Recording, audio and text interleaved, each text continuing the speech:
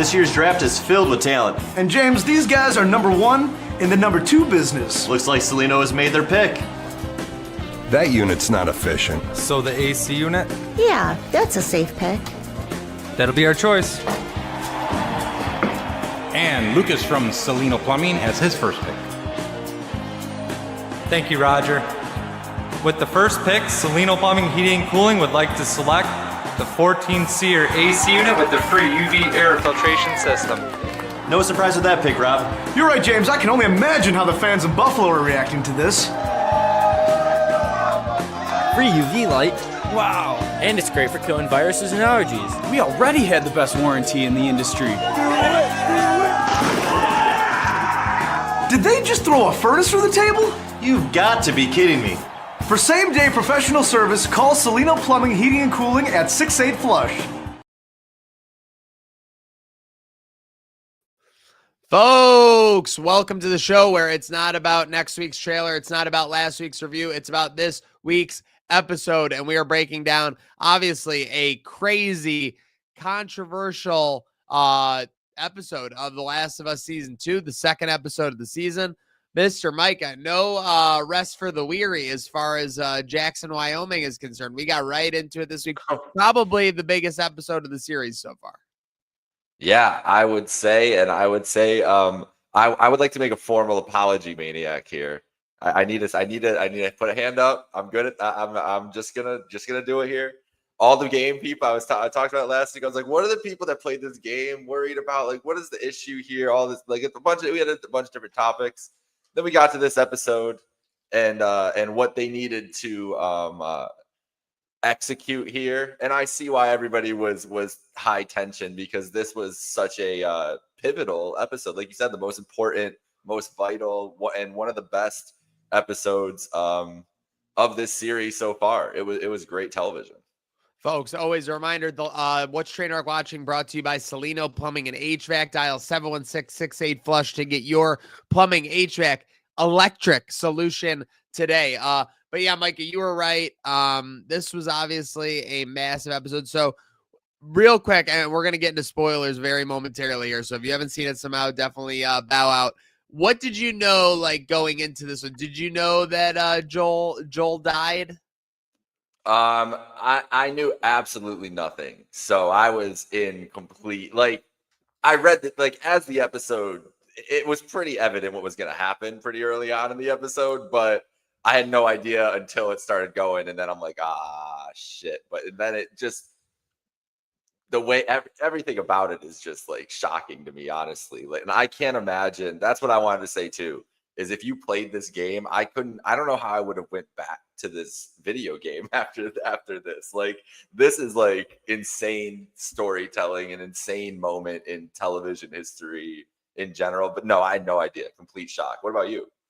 I did not know, but I knew that there was something underlying, like people talking about the game and people talking about, like, The Last of Us 2, like that, something that people didn't like or something that was controversial. So I was kind of wary going in, and I knew that something with Joel was in trouble. I didn't know whether it was he was going to, like, out on his own storyline, something like that. I did not know, that he was going to get nuked this early.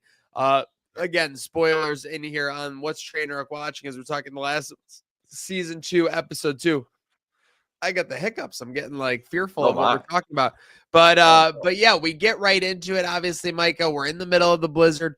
We're like, I guess I read now some stuff. People were like, yeah, like, the decision was whether to do it this early, especially with you have Pedro Pascal. I guess looking at the decision that they made, with where you are immediately, because we'll talk where we go from here. We'll talk what happens in the episode. Do you think they made the right call with where you stand now as a show fan and where the series stands now as a program? Okay, I'm going to ask you this honestly here. Yeah. Do you want me to answer this from a storytelling perspective, or do you want me to answer this from a real life, what I think about Pedro Pascal, the actor himself, perspective? Both. All right, well, I'm going to start with that one, because remember, this is a guy who in The Mandalorian the last season did not show up to act. Somebody else was in the suit the whole time, and he was just doing voiceover actor. So I think he's just too busy And I think so. I think doing this early was kind of as much to do with his schedule. He probably filmed for what, a day?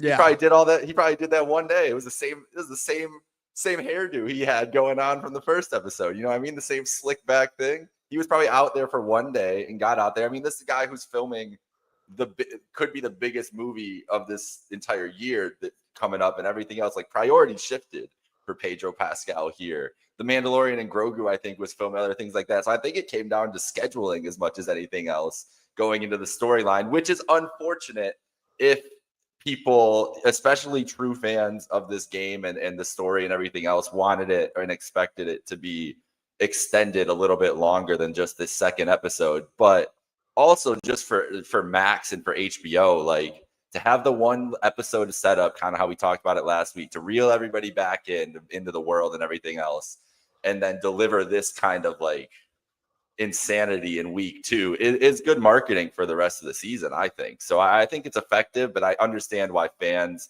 of the story would be upset with how the way it played out. Yeah, that's a good point. We did get a lot of action. No doubt people are going to be talking about it. Getting into it here, let's kind of, let's reel it in literally. We'll go from the cabin to the Jacksonville. So they start to notice that, so they're talking early in the episode, and they're like, the infected are stockpiling, right? They said that the fungi was kind of like shielding, like infected that would have frozen, and it's keeping them, kind of preserving them. Did I pick that up right? Something like that, yeah. So eventually we see our Abby from the now what Abby thought she was doing, like going down this hill or whatever, or going after the two people. Clearly we see that the compadres had no plan. They wanted to go back. They saw the village. 100%. They wanted to go back. She falls down the hill. The crunching of the snow scene, pretty good. When the infected were kind of like the whole, there's a lot of horror movie aspects of this show, and I thought that this was one of the best ones, how they were doing it when she was walking around them, how they were kind of coming to life, sensing her walking above them. This is no shade, but there's been a lot of debate about how much of a horror movie Sinners is. This episode was a horror movie than any part of Sinners at all. Agreed. Comparison. This episode was terrible. Like, I was scared the whole. It was like terrifying in a bunch of different horror ways. Like, we're gonna get into it later on in this, but especially this was like very tense. Yeah, the sounds. Like, I wish I had. This is a show that I wish I had. I'm just watching on my I need a surround sound setup. That is a goal in my life, in like a big man cave or something. I understand the appeal now as I get older in life, because I feel like listening to this with like in a theater or like having some kind of sound would be intense. It was awesome. It was really well done.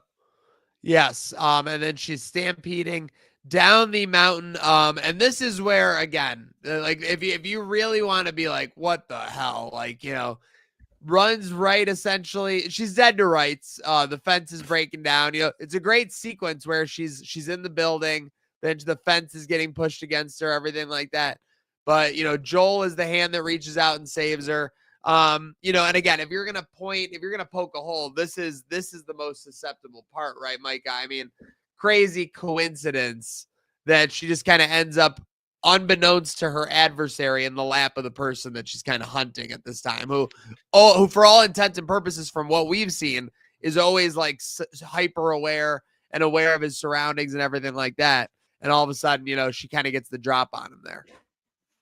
Yeah, it is a little convenient, I will say, but we knew that she was making her way there. It's not like Jackson, even right now, is a big place, so it's not like there's a ton of people there, and Joel is the leader, so it's not like unheard of that they would just run into each other. But it was fortuitous for Abby. She manifested it for sure. I mean, she was literally, we start this as she's like having a dream sequence type thing. A little like PTSD sequence for sure. So she is like, whatever, she's doing everything she could to make this happen. So sometimes life works out that way. It makes sense, but it was very fortuitous. I was wondering, I was like, damn, come on, she's gonna they're gonna run into each other here. But yeah, tough for in that moment for Joel and Tommy not realizing what they were dealing with there with Abby. That's for sure.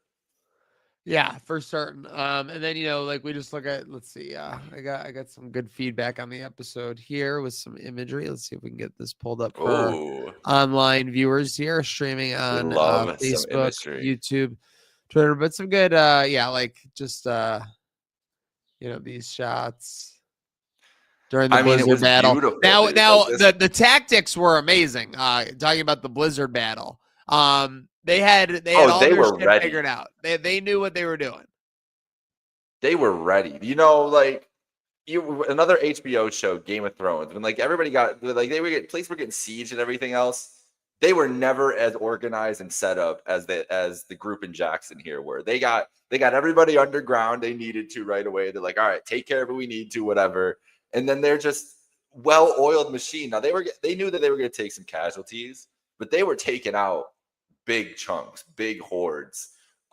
It was a lot of infected. It was crazy. It felt like a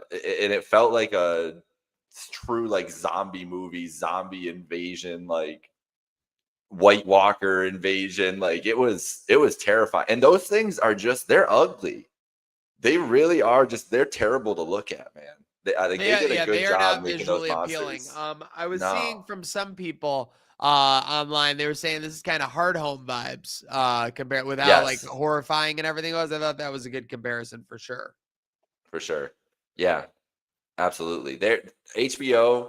If you want to give them these big action set pieces, somehow, some way they'll pull through with you. And this was another one. Like it was just awesome. It was really well done. And going back to the video game, I could see why that was probably electric. Like this is like a thing where you just see moments where you're like, damn, like this is so well done. They really thought of everything. Like everything's so buttoned up and like you said, so tactical how they did it. There's really a lot of buttoned up with integrity. everything. There's a lot of integrity in this series for certain. I would say I liked all this. I liked this sequence and everything like that. What did you think about? So they kind of funnel them. So they get the bloater or whatever gets through the barricade. Like the bloater's a problem for sure. But gets through the barricade and they're kind of like firing at him. And then they got the flamethrowers in the street.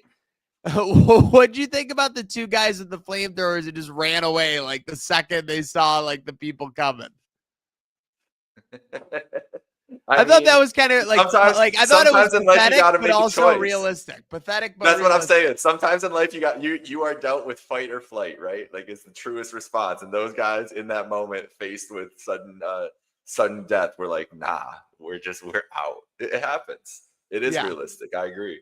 It was realistic. And then that's my only real issue is that I haven't seen. I've seen a couple people be like questioning it, but it felt like they got overrun. Obviously, he has the great scene with the bloater where it literally takes the last flame to take him down. But it didn't seem like they were on the verge of losing that battle. Like they were about to be like completely overrun. And then all of a sudden they come back out in the main like thoroughfare there, and they're kind of like doing a sweep up. I was curious what you thought about that. That was my impression. I thought they were fucked. And then all of a sudden there was way too many people left for the impression they were giving it. But maybe it's enough of a thing where like the hordes attack and then it's just like a wave as they're like passing through. Like if you just survive long enough, they're going to get through.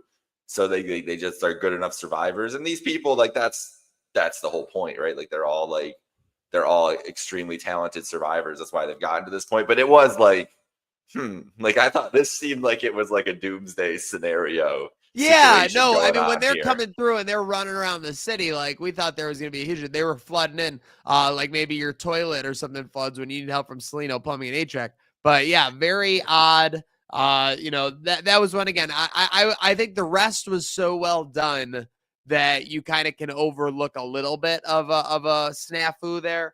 But yeah, if there was other faults, we definitely have an issue. And then so we obviously get back up to the cabin. So again, the people are all fine, I guess, in the area. But then we get back up to the cabin.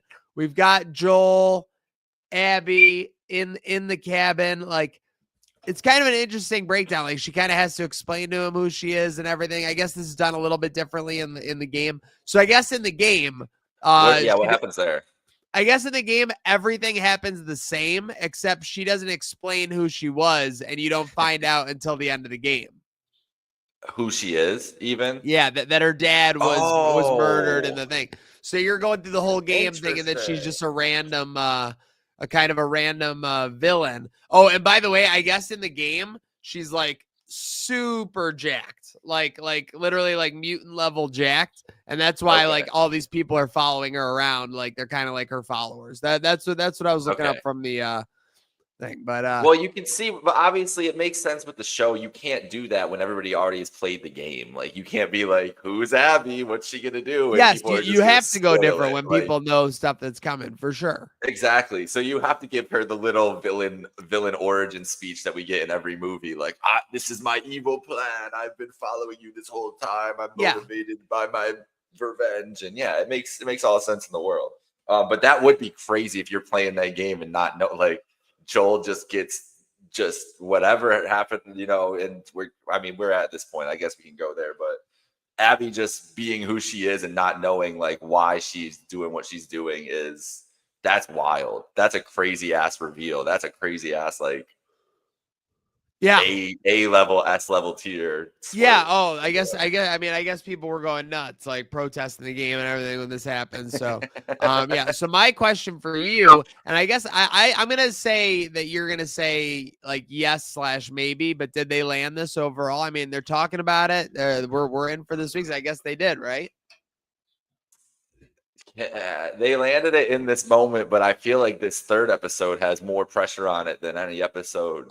This episode's on the hot seat right away, bro. Like, we're talking Pedro like the banner behind us right now is Pedro Pascal, and so maybe now here's the thing: is he still in this episode? The speculation, Mr. MAJKA, is that there's a lot of trailer footage with Mr. Pascal, so we're going to be seeing like flashback sequences when she's thinking about certain things. So that's what I was thinking. We're going to see how the relationship got to be where it was entering those episodes. Yeah. Okay. I could see that. So it's obviously not the end of him here, but this is now the Ellie show, and it changes. Big time Ellie show. It always has been, but now it really is. And it's the cycle that is of this world where it's like, it was so crazy that like as all the infected and everything coming into the city and the duality of it, and the most dangerous place to be was in that fucking lodge. Hell yeah, dude! Way more dreadful being in the cabin than in the city.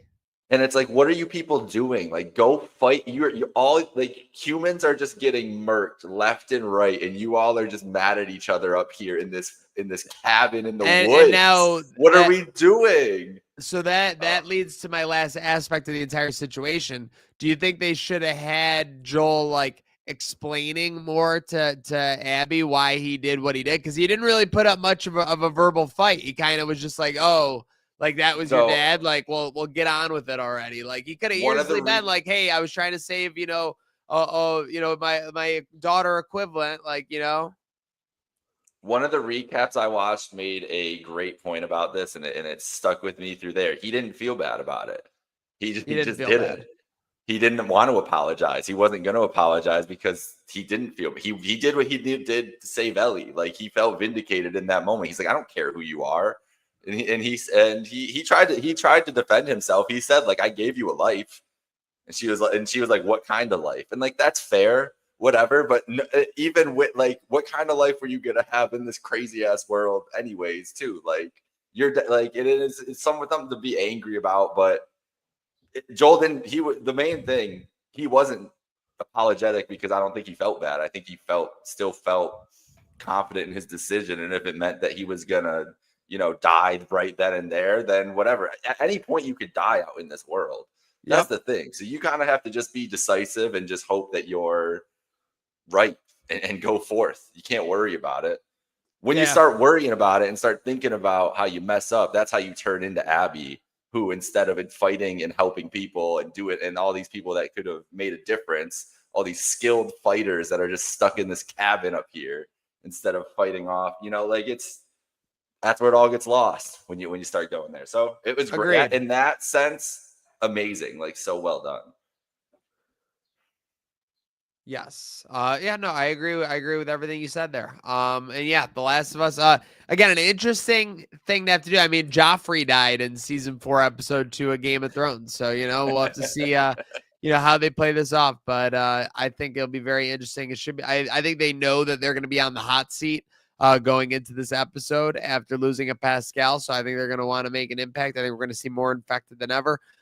With that said, I haven't looked huge spoiler alert, but we do know that our guy, Jeff Wright, or what was his name?